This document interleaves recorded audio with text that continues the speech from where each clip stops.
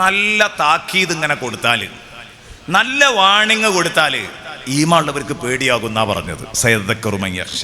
വിശുദ്ധ ഖുർആനിൽ ഒരായത്തുണ്ട്, സൂറത്തു സുമറിൽ. ഞാനതൊന്ന് ഓതി കേൾപ്പിക്കാം.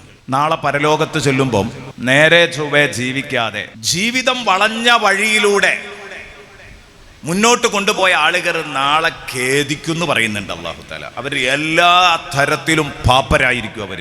അത് പറയുന്ന ഒരു ഭാഗമാണ് ഞങ്ങളെ കേൾപ്പിക്കുന്നത്. ഖുൽ ഇന്നൽ ഖാസിരീന അല്ലദീന ഖസിറൂ അൻഫുസഹും വ അഹ്ലീഹിം യൗമൽ ഖിയാമ അലാ ദാലിക ഹുവൽ ഖുസ്റാനുൽ മുബീൻ ലഹും മിൻ ഫൗഖിഹിം ളുലലും മിനൻ നാർ വമിൻ തഹ്തിഹിം ളുലൽ ذلك يخوف الله به عباده يا عبادي فاتقون والذين اجتنبوا الطاغوت أن يعبدوها وأنابوا إلى الله لهم البشرى أولئك الذين هداهم الله وأولئك هم أولو الألباب أفمن حق عليه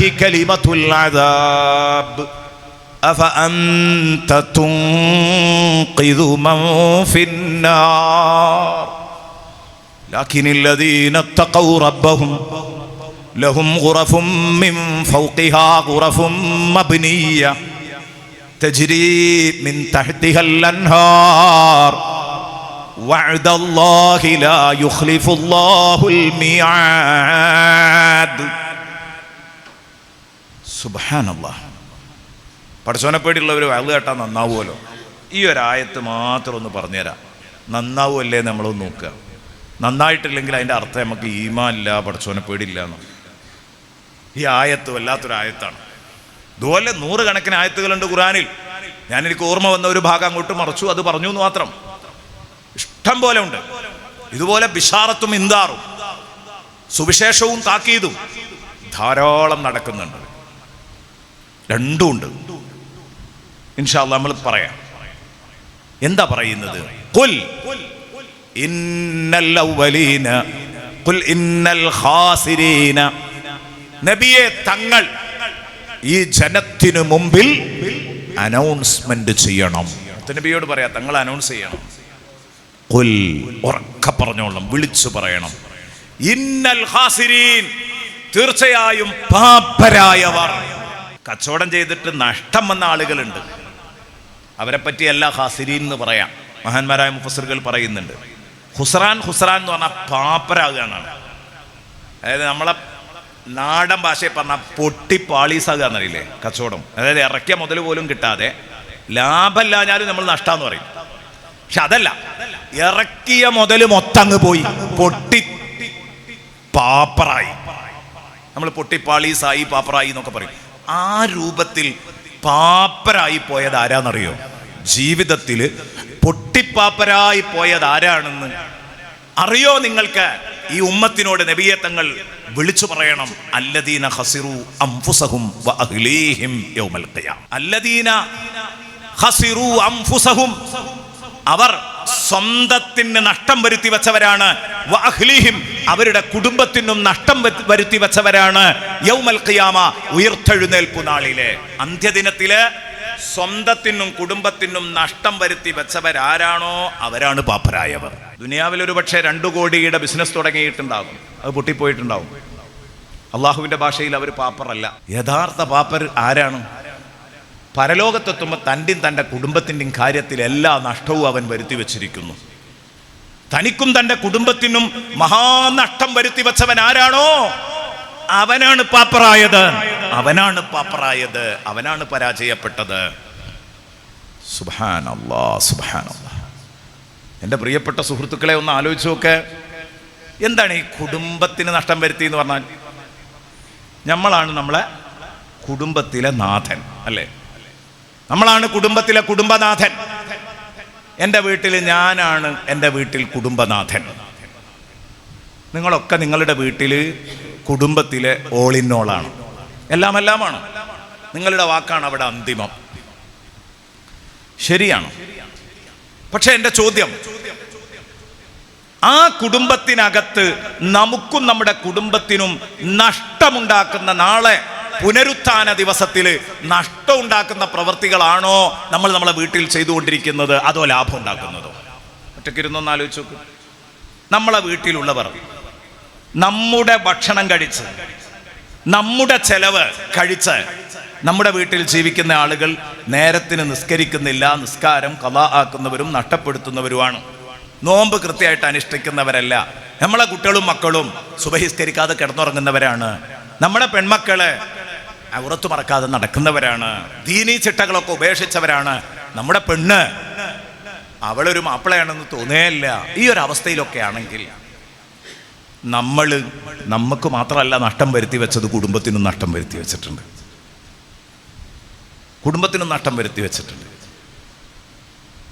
ഒരു മനുഷ്യൻ്റെ വിജയം എന്ന് പറഞ്ഞാൽ അവനും അവൻ്റെ കുടുംബവും നാളെ പരലോകത്ത് രക്ഷപ്പെടുക എന്നുള്ളതാണ്. അതുകൊണ്ടാണ് നമ്മളൊക്കെ എപ്പോഴും ദ്വാരക്കുന്ന ഒരു ദ്വാ ഉണ്ട്.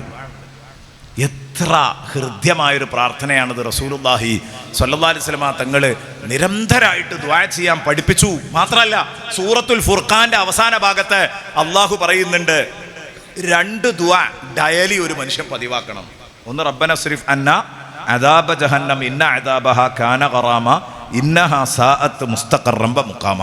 നരകം അതിഭയാനകമാണ്, ആ നരക ശിക്ഷയെ തൊട്ട് എന്നെ കാക്കണേ അല്ലാഹ്. അതിൻ്റെ ആശയം പറഞ്ഞാട്ടോ, മൊത്തം അർത്ഥം പറഞ്ഞതല്ല, അതിൻ്റെ ഒരു ഷോർട്ട് പറഞ്ഞതാണ്. ഇനി വേറൊരു ദുആ ഉണ്ട്. അതെന്താ? റബ്ബന ഹബ്ലന മിൻ അസ്വാജിനാ വദുരിയാതിനാ ഖുർറത അഅ്യുനിൻ വജഅൽനാ ലിൽ മുത്തഖീന ഇമാമ. എല്ലാവരും ദ്വാരക്കലില്ലേ? ദ്വാരക്കുമ്പോൾ ആമീൻ പറയാറില്ലേ? ഞാൻ ചോദിക്കട്ടെ, ഇതിന്റെ അർത്ഥതലത്തെക്കുറിച്ച് നിങ്ങൾ എപ്പോഴെങ്കിലും ആലോചിച്ചിട്ടുണ്ടോ? റബ്ബനാ ഹബ്ലനാ മിൻ അസ്വാജിനാ വദുരിയാതിനാ ഖുർറത അഅ്യുൻ. അല്ലാഹുവേ, ഞങ്ങളുടെ ഇണകളിൽ നിന്നും ഞങ്ങളുടെ മക്കളിൽ നിന്നും ഞങ്ങൾക്ക് നീ മാനസികോല്ലാസം നൽകണം. ഖുർറത അഅ്യുൻ, ഞങ്ങൾക്ക് നല്ല ഏത് നൽകണം? നല്ല സന്തോഷം നൽകണം, കണ്ണിന് കുളിർമ നൽകണം. റബ്ബനാ ഹബ്ലനാ, ഇത് ഞങ്ങൾക്ക് നിനക്ക് കാശ് തന്ന് വാങ്ങാൻ പറ്റൂല. അല്ലാ, ഞങ്ങളെ കുടുംബത്തിലും, ഞങ്ങളെ കുടുംബത്തിലും, ഞങ്ങളെ ഭാര്യമാരിലും, ഞങ്ങളെ മക്കളിലും, ഞങ്ങളെ ഭർത്താക്കന്മാരിലും, ഞങ്ങളെ മക്കളിലും ഞങ്ങൾക്ക് നീ കൺകുളിർമ നൽകണം, പരമാനന്ദം നൽകണം. ഖുർറത അഅ്യുൻ, ഈ പരമാനന്ദം നീ ഞങ്ങൾക്ക് വെറുതെ തരണേ. ഹബ്, നീ വെറുതെ തരണേ. പൈസ ഒന്നും നിന്നെ സ്വാധീനിച്ചു വാങ്ങാൻ പറ്റൂല, നീ തരന്നെ വേണം. എപ്പോഴാണ് ഈ പരമാനന്ദം ഉണ്ടാകുക? ഞാനും എൻ്റെ കുട്ടികളും ദീനീ ചുറ്റുപാടിൽ ഇങ്ങനെ ജീവിച്ച് വളരുകയാണെങ്കിൽ അത് കാണുമ്പം ഏതൊരു ഉപ്പയും സന്തോഷിക്കും, ഏതൊരു ഉമ്മയും സന്തോഷിക്കും. വജഅൽനാ ലിൽ മുത്തഖീന ഇമാമ, ഞങ്ങളെ ഒരു കൂട്ടം ഭക്തന്മാരുടെ ലീഡറാക്കി തരണേ അല്ലാഹ്. വജഅൽനാ ലിൽ മുത്തഖീന ഇമാമ. ഞാൻ ചെറുപ്പത്തിലൊക്കെ പള്ളി ദർസിൽ ഓതുന്ന കാലത്ത്, നമ്മൾ ഈ അൽഫിയ പത്തുമീനൊക്കെ ഓതുന്ന കാലത്ത് ഉസ്താദുമാർ നമ്മളെ ഇമാം നിർത്തും. അപ്പോൾ ഈ ദുആ നടത്തും. അപ്പം ഇങ്ങനെ ഒരു കൺഫ്യൂഷൻ ഉണ്ടായിരുന്നു. ഒന്ന് കല്യാണം കഴിച്ചിട്ടില്ല, അതിൻ്റെ മുമ്പ് വരക്കാണ് റബ്ബന ഹബ്ലനാ മിൻ അസ്വാജിനാ വദുരിയാതിനാ അല്ലേ. ഏതാട്ടെ, കെട്ടാൻ പോണ പെണ്ണ് എന്നാണോ മക്കൾ എന്നാണെന്നൊക്കെ ആകാം. പക്ഷെ അവിടെ ഒരു വല്ലാത്തൊരു പ്രശ്നം ഉണ്ടായിരുന്നു. വജഅൽനാ മുത്തഖീൻ, ഞങ്ങളെ മുത്തഖീങ്ങളാക്കണേ എന്ന് ദ്വാരക്കാം. പക്ഷെ വജഅൽനാ ലിൽ മുത്തഖീന ഇമാമ, ഞങ്ങളെ ഇമാമുൽ മുത്തഖീനാക്കണേ എന്നാ ദ്വാരക്കണത്. മുത്തക്കിയായിട്ടല്ലേ മുത്തഖീങ്ങളെ ഇമാമാകല്? എന്ത് ചോദ്യമായി ചോദിക്കണമെന്ന് തോന്നിയിരുന്നു അന്ന്, ചെറിയ ബുദ്ധി ആയതുകൊണ്ട്. അൽഫിയ ഫതുഹുൽ മൊയ്നൊക്കെ ഓതുന്ന കാലത്ത്. പക്ഷെ പിന്നെ വളർന്ന് വലുതായി ദർസൊക്കെ നടത്താൻ തുടങ്ങിയപ്പം, വഴുത് പറയാൻ തുടങ്ങിയപ്പം ഈ ആയത്തിൻ്റെ തഫ്സീർ കണ്ടപ്പോൾ അത്ഭുതപ്പെട്ടു പോയി. ഈ വജഅൽനാ ലിൽ മുത്തഖീന ഇമാമ നമ്മളൊക്കെ പറയുന്നത് എന്തർത്ഥത്തിലാന്ന് തോന്നുന്നു അല്ലേ? ചിലർക്കൊക്കെ അത് ഫിറ്റാവും. ഒരു 10,000 അനുയായികളെ നിയന്ത്രിക്കുന്ന ഒരു ലീഡറാണെങ്കിൽ ഓരോരുത്തർക്കും അവരവരുടെ പ്രാസ്ഥാനിക നേതാക്കളുണ്ടാവും. ആ പ്രാസ്ഥാനിക നേതാക്കളുടെ കീഴിൽ ഒരുപാട് അനുയായികൾ ഉണ്ടാവും. അപ്പം ആ അനുയായികൾ അങ്ങനെ എടുത്തു നോക്കിയിട്ട് അവരിപ്പോൾ വജഅൽനാ ലിൽ മുത്തഖീന ഇമാമ എന്ന് പറഞ്ഞതിന് വലിയൊരു അർത്ഥമുണ്ട്. ഞാൻ ലക്ഷക്കണക്കിന് അനുയായികളുടെ നേതാവാണ്, അവരെയൊക്കെ മുത്തഖീങ്ങളാക്കി തരണം, അപ്പം ഞാൻ ഇമാമുൽ മുത്തഖീനാവും. അത് ഓട്ടോമാറ്റിക്കലി ആയി പോകുന്നൊരു സംഭവമാണ്. എന്നെ മുത്തക്കിയാക്കി തരണം, പക്ഷേ എന്നെ മുത്തക്കീങ്ങളുടെ ഇമാമാക്കി തരണം എന്ന് പറഞ്ഞാൽ എന്നെ ഫോളോ ചെയ്യുന്ന, എന്നെ പിന്തുടരുന്ന മുഴുവൻ അനുയായികളെയും നീ മുത്തക്കിയാക്കി തരണം, അവരെ മുത്തക്കീങ്ങളാക്കണേ. അപ്പൊ ഞാൻ ഓട്ടോമാറ്റിക്കലി ആരാകും? ഇമാമുൽ മുത്തഖീൻ ആകും. അതിപ്പോ ഇങ്ങനെ ദ്വാരക്കുകയാണ്. ഷെയ്ഖുന സുൽത്താനുൽ ഉലമ ദ്വാരക്കുന്നു, അല്ലെ പാണക്കാട് തങ്ങൾ ദ്വാരക്കുന്നു. ഇങ്ങനെയൊക്കെ ദ്വാര ചെയ്യുമ്പോൾ അവർക്കൊക്കെ ഒരുപാട് അനുയായികളുണ്ട്, അവർക്കൊക്കെ അങ്ങനെ ദ്വാരക്കാം. ഞാൻ ഈ സാധു എന്താ ഈ പറയുന്നത്, വജാലാലിൽ മുത്തഖീന ഇമാമാൻ, അത് എനിക്കും ഇങ്ങൾക്കൊക്കെ ദ്വാരക്കാം. ഇതിനൊരുപാട് അനുയായികളൊന്നും വേണ്ട, എനിക്ക് ദ്വാരക്കാം. എൻ്റെ വീട്ടിൽ ഒരു പെണ്ണും 4 മക്കളും, 2 ആണും 2 പെണ്ണും, 4 കുട്ടികളും 1 പെണ്ണും. അവരെൻ്റെ ആശ്രിതരാണ്. എൻ്റെ വീട്ടിലെ നേതാവ് ഞാൻ തന്നെയാണ്, ഒരു സംശയമൊന്നുമില്ല. നിങ്ങളൊക്കെ അങ്ങനെ തന്നെ ആയിരിക്കും. പൊരയിൽ അവസാനത്തെ വാക്ക് നമ്മൾ അതിൻ്റെ ആ വീട് ലീഡ് ചെയ്യുന്നത് നമ്മൾ തന്നെ ആയിരിക്കും. അങ്ങനെ തന്നെയാണ് ഉണ്ടാവുക. റേഷൻ കാർഡ് എടുക്കുമ്പോൾ തിരിച്ച് കാണും അല്ലേ, ഓളായിരിക്കും. അത് നമുക്ക് തൽക്കാലം സഹകരിച്ചു കൊടുക്കാം. ഞാൻ പറഞ്ഞു വരുന്നത്, നമ്മളെ വീട്ടിൽ നമ്മളല്ലേ ലീഡർ എങ്കിൽ എൻ്റെ ഭാര്യ ഒരുത്തിയും 4 കുട്ടികളും ദീനീ രൂപത്തിലാണ് ജീവിക്കുകയാണെങ്കിൽ വജാലാലിൽ മുത്തഖീന ഇമാമ, 5 മുത്തഖീങ്ങളുടെ ഇമാമ് ഞാനും ആവുമേ. 5 മുത്തഖീങ്ങളുടെ ഇമാമ് ഞാനും ആവും. അത് നിങ്ങൾക്കൊക്കെ ചെയ്യാൻ പറ്റിയൊരു സംഗതിയാണ്. നിങ്ങളെ ചുറ്റുപാടിലുള്ളവരങ്ങളാണ് നന്നാക്കിയാൽ 5 മുത്തഖീങ്ങളുടെ ഇമാമ്, 7 മുത്തഖീങ്ങളുടെ ഇമാമ്, 10 മുത്തഖീങ്ങളുടെ ഇമാമ്, ഓരോരുത്തർക്കും എത്ര മക്കളാ ഉള്ളത്, ആശ്രിതരാ ഉള്ളത്, അതിനനുസരിച്ചൊക്കെ വരും. അപ്പോൾ കുറേ കുട്ടികളും മക്കളും ഒക്കെ ഉള്ള ഭാര്യമാരൊക്കെ ഉള്ള ഒരാൾ ഇതിങ്ങനെ ദ്വാരക്കുമ്പോൾ എന്തായിരിക്കും അതിൻ്റെ ഒരു മാനസിക സന്തോഷം ഒന്ന് ആലോചിച്ച് നോക്ക്. മനസ്സ് എത്ര കണ്ട് സന്തോഷിക്കും. അപ്പോൾ ഞാൻ പറഞ്ഞു വരുന്നത്, മക്കളും കുട്ടികളും നന്നാവല വലിയ വിജയം. അവർ പരാജയപ്പെട്ടാൽ പിന്നെ പരാജയമാണ്. കാരണം നമ്മൾ വളഞ്ഞു ജീവിച്ചാൽ നമ്മളെ ഭാര്യയ്ക്ക് മാതൃകയാകുന്നത് നമ്മളാണ്, നമ്മളെ മക്കൾക്ക് മാതൃകയാകുന്നത് നമ്മളാണ്. നമ്മൾ നിസ്കരിച്ചില്ലെങ്കിൽ മക്കൾ നിസ്കരിക്കൂല, പെണ്ണുങ്ങൾ നിസ്കരിക്കൂല. നമ്മൾക്ക് ഹക്കും ബാത്തിലുമില്ലാത്ത ഇടപാടുകളാണ് നമ്മൾ നടത്തുന്നതെങ്കിൽ നമ്മളെ മക്കളും അത് തന്നെയല്ലേ കണ്ടുപിടിക്കുക. അപ്പോൾ എന്തു ചെയ്യും? രാഷ്ട്രീയക്കാരൻ്റെ അഴിമതിക്കാരനായ രാഷ്ട്രീയക്കാരൻ്റെ മക്കൾ ചിലപ്പോൾ അഴിമതി വീരന്മാരായി വരും. കാരണം ഇയാൾക്ക് ഇതിൻ്റെ ആദ്യ പാഠങ്ങൾ കിട്ടിയത് സ്വന്തം വാപ്പയിൽ നിന്ന് കിട്ടിയതാണ്. അപ്പൊ അതുകൊണ്ട് നമ്മൾ കേടുവരുമ്പോൾ ചിന്തിക്കണം. നമ്മൾ മാത്രമല്ല കേടുവരുന്നത്, നാം കേടുവരുന്നതിലൂടെ നമ്മെ നോക്കിക്കാണുന്ന, നമ്മെ അക്ഷരം പ്രതി ജീവിതത്തില് പകർത്താൻ കണ്ണും കാതും തന്നു നിൽക്കുന്ന എൻ്റെ കെട്ടിയോളും കുട്ടികളും കേടുവരും എന്നൊരു ചിന്ത വേണം. അതാണ് അല്ലദീന ഖസിറു അൻഫുസഹും വഅഹ്ലിഹിം യൗമൽ ഖിയാമ. അവർക്കും അവരുടെ കുടുംബത്തിനും അന്ത്യദിനത്തിൽ നഷ്ടം വരുത്തി വെക്കുന്നവർ അവരാണ്. ചീത്തയായ മാതൃക കുടുംബത്തിന് മുമ്പിൽ കാണിച്ച് അവരെ തകർത്ത് കളഞ്ഞ ഇവനാണ് പാപ്പറായത്. നബിയെ വിളിച്ചു പറയൂ സമൂഹത്തോട്. എന്നിട്ട് പറയണം, അലാ ദാലിക ഹുവൽ ഖുസ്റാനുൽ മുബീൻ. അല്ലാഹ്, യാ റബ്ബ്, യാ അല്ലാഹ്. എന്തോ ഒരു മട്ടുള്ള ഒരു പ്രഖ്യാപനം. ഇത് കഴിഞ്ഞിട്ട് പിന്നെ ആ പറഞ്ഞതിനൊന്നങ്ങോട്ട് ദമ്മിടുകയാണ്.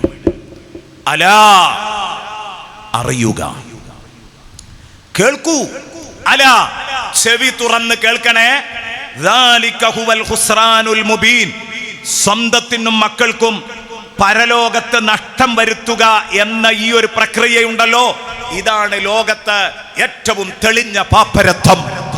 ദാലിക ഹുവൽ ഖുസ്റാനുൽ മുബീൻ. ഇതിലേറെ വലിയ ഒരു പാപ്പരത്വം ലോകത്ത് വേറെയില്ല. അതുകൊണ്ട് പൊട്ടിപ്പാളീസാകാനാണ് തീരുമാനമെങ്കിൽ നിങ്ങളും കുടുംബം അങ്ങ് കേടുവന്നോ, അല്ലെങ്കിൽ നന്നായിക്കൊള്ളണം. എന്നിട്ട് ഇനി അല്ലാഹ് പറയാണ്, നബിയേ തങ്ങൾ അവരോട് പറയണം, നിങ്ങൾ ഈ പോക്ക് തന്നെ പോകുകയാണെങ്കിൽ, സുബഹി ഖളാകുന്നതിന് മുമ്പ് എഴുന്നേറ്റ് നിസ്കരിക്കുന്നില്ലെങ്കിൽ, ഒറ്റ നിസ്കാരം ഖളാ ആക്കരുത് എന്ന നിർബന്ധ ബുദ്ധി നിങ്ങൾക്കും കുടുംബത്തിനും ഇല്ലെങ്കിൽ, ലഹും മിൻ ഫൗഖിഹിം ദുലലും മിനൻ നാരി വമിൻ തഹ്തിഹിം ദുലൽ. അവരുടെ മുകളിൽ തീയിൻ്റെ കുടകൾ അവർക്ക് വെച്ചു കൊടുക്കും, തീ കുടകൾ അവർക്ക് വെച്ചു കൊടുക്കും. വമിൻ തഹ്തിഹിം ദുലൽ, അവരുടെ താഴ്ഭാഗത്തും തീക്കുടകളായിരിക്കും. തീയിൻ്റെ കുട ഇങ്ങനെ ചൂടിക്കൊടുക്കുക, അതിൻ്റെ ചുവട്ടിലാണ് ഇവരുണ്ടാവുക. ഇവർ കയറി നിൽക്കുന്നതും വേറൊരു കുടക്ക് മീതയായിരിക്കും. അപ്പൊ തീക്കുട എന്ന് പറഞ്ഞാൽ കുട എന്നൊന്നും അല്ല അതുകൊണ്ട് ഉദ്ദേശിക്കുന്നത്. താഴെയും മുകളും താഴെയും മുകളിലും ഒക്കെ തീയിൻ്റെ വിരിപ്പും പുതപ്പും ഒക്കെ ആയിരിക്കും ഇവർക്ക് കിട്ടുക. അതാണ് വേറെ സ്ഥലത്ത് മിഹാദും മിന്നാർ വഗവാശിം മിൻ അങ്ങനെ തന്നെ പറഞ്ഞിട്ടുണ്ട്. ഏത്? തീയിൻ്റെ പുതപ്പും തീയിൻ്റെ വിരിപ്പും. അപ്പൊ താഴെയും മേലെയും ഒക്കെ തീയാണ്.